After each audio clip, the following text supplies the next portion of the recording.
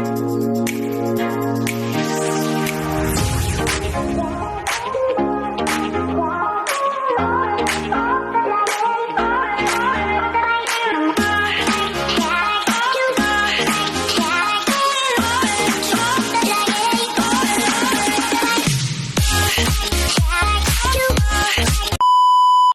what's up mga kabugis? So it's me again. So welcome back sa ating channel at muli isang magandang umaga at magandang buhay sa ating lahat. Yan. So meron lang tayo pupuntahan dahil schedule ng aking ngipin at so ngayon kakabit yun no? Yung crown natin dito sa kabila. So tara at tanghali na. So bago yun, kailangan ko muna maglagay ng sunblock. So abang-abang lang kayo mga kabugi. So maya ay alis na rin tayo. Yo, what's up mga kabugi? So nandito na tayo. Sasakay lang natin. So maganda, medyo wala bang pasaya. At kunti pa lang. Saka dyan. Ayan. So maganda tong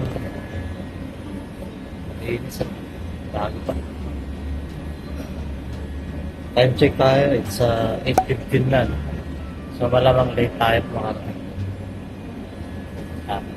2 hours kasi yun. Tayo lang tayo. Never, lalakad na ito. A few moments later. So what's up mga kabugi? So pauwi na tayo. So lumagpas na naman tayo ng bus kaya pabalik na naman tayo. So galing tayo dun sa kabila. Yan, sa kabila lang. Tumawid tayo rito. So lumagpas tayo So talagang gifted child tayo kaya yan. Babalik tayo dun sa Doon tayo bababa sa Sangmon. Bahala ko sana lakarin na lang pero dahil malapit na yung bus mas maganda siguro maglakad na nga lang tayo kasi wala pa. So medyo malapit-lapit lang din naman dito yun. Kung lalakarin natin siguro mga 7 minutes yung layo mula rito. Layo naman natin Magpas tayo ng isang station. So babalik tayo.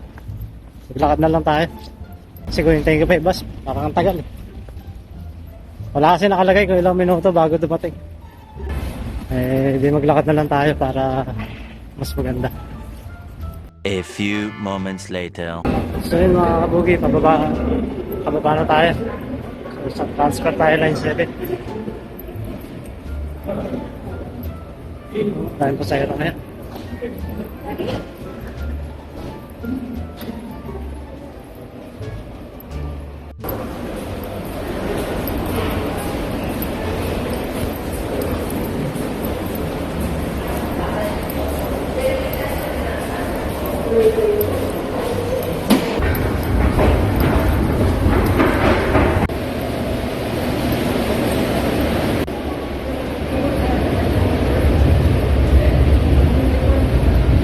So matagal pa yung train. Hintay tayo. Tayo sumakay sa dulo para sakto doon sa makaba natin.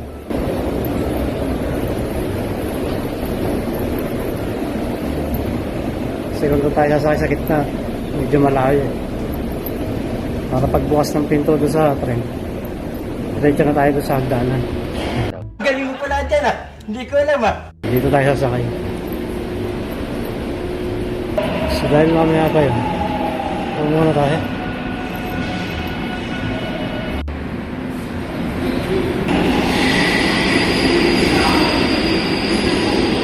What's up mga kabugi? So kalalabas lang natin sa subway.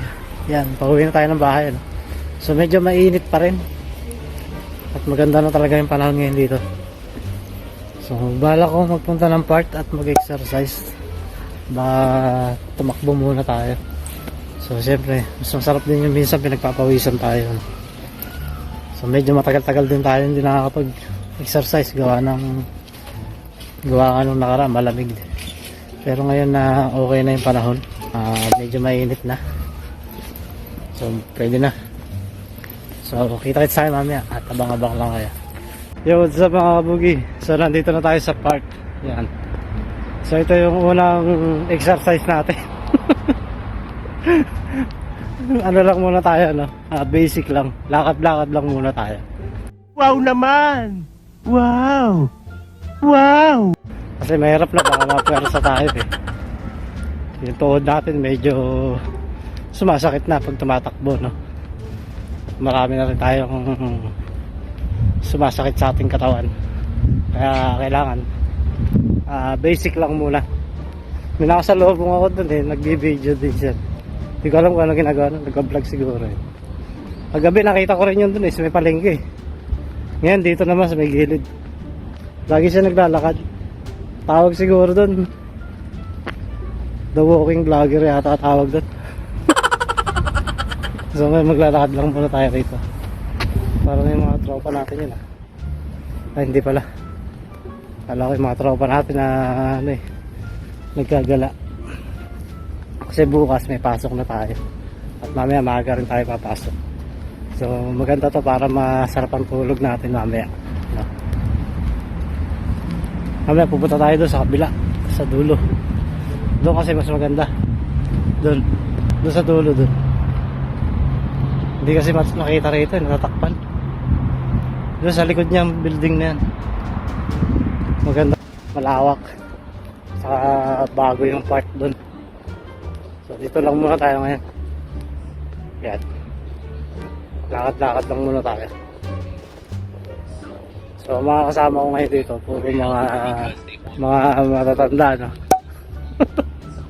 Yan. Pero lalakas yan, grabe. Talo ko dyan. Titibay ng katawan yan. Kaya yan ang isa sa mga hinahanga ko sa kanila eh. Lalakas. Kaya mahaba buhay nila. Mas marami gulay. Kunti lang sila kumain ng kanin. Bihira lang dito yun.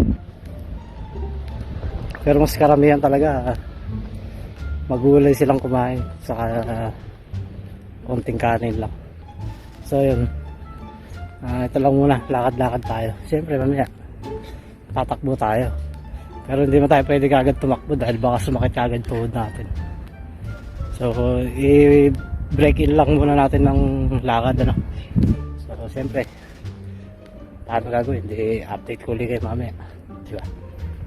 Doon tayo magbibideo sa ano, yung mga pagtakbo ko. Kasi maganda rin, mataas doon, patarik dahil bundok, diba? Meron pa rin bulaklak eh, pero wala na, patapos na yun. What's up mga kabugi, nandito na tayo sa kabilang phase. Ito yung sasabi sa inyong bago. Yan, tayo na bagong tanim mga puno, no? Binunot kasi yung mga dating puno dyan eh. So ito, subway na to mga kabugi. Yan, no? Kinuha subway. So yan, yung mga bagong tanim na yan, tinaniman lang yan. Kasi yung mga dating tanim na malalaki, binunot. So yan. So ngayon lang ulit tayo nakapunta rito. Medyo matagal-tagal yun. Pati yung paradahan ng bike dun, oh. Doon sa likod ko, yun. Pansin nyo dun. Ganda na. So ito yung dating puno. Ito, no, hindi siya na puno to. Ganda yan, malago yan. So doon tayo pupunta sa mataas na part. Maganda rin doon kasi paahong kasi yun. Kaya sigurado pagpapawisan tayo na may higir. So bumagsak na tong isang ano na to, no? Sayang. Bago yan eh. Ito yata yung nahando sa kabila eh. Diyan lang nilagay. Malapit na rin lagyan ng tubig yan. Sigurado yan pagka ano gano'n. Lalagyan yan. So dito tayo doon. Yan. Subway yan. Ito kasi kabila natin, hindi pa tapos. Pero yung isang base na yan, tapos na. Ganda. At least ikaw, dito sigurado. Kaya masarap mag-jogging dito eh.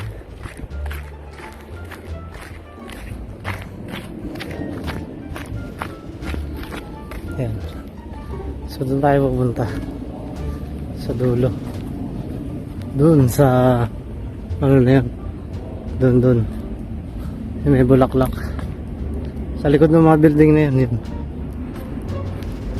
Ang ganda yung part na yan. Mahaba rin yan. Yo, what's up mga pugi? So yan. Tayo sa phase 4 na to. Yan. Oh. Dito tayo.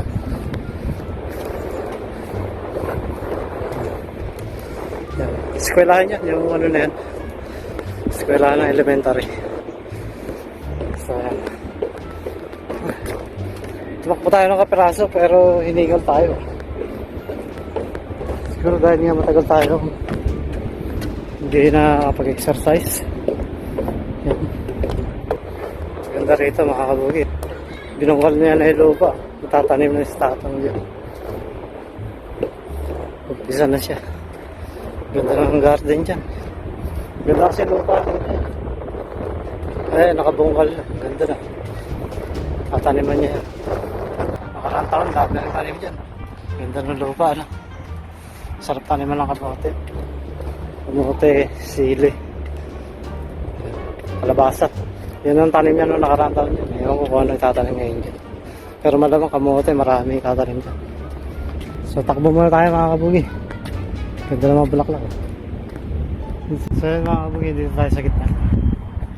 Yan. Ang ganda. Nandiyan sa gitna yan. Tanaw mo lahat yung building dyan. So, punta tayo. Hindi ka pwede maupo eh. Lahat ng upuan ngayon dito, baka bagong pintura. Ayun. May nakatali. Diba nga ng summer na kaya pininturahan na yan. Ganda ng pagkakatrim ng damo rito. So hinihinga tayo, naglamat siya sa lamin. Ganda na itong bulaklak na to. Nag-iisa-isang bulaklak dito. Dito yung view. Ito yung sentro. Ayan, upuan ng gitna eh. Ganda ko dito lang bahay. Lapit sa park. Ayan. Sa kabila rin doon, may park din doon. May kumpleto rin doon, may basketballan. Diba? So maglakad-lakad na lang tayo. No? Hindi na natin kaya tumakbo ah.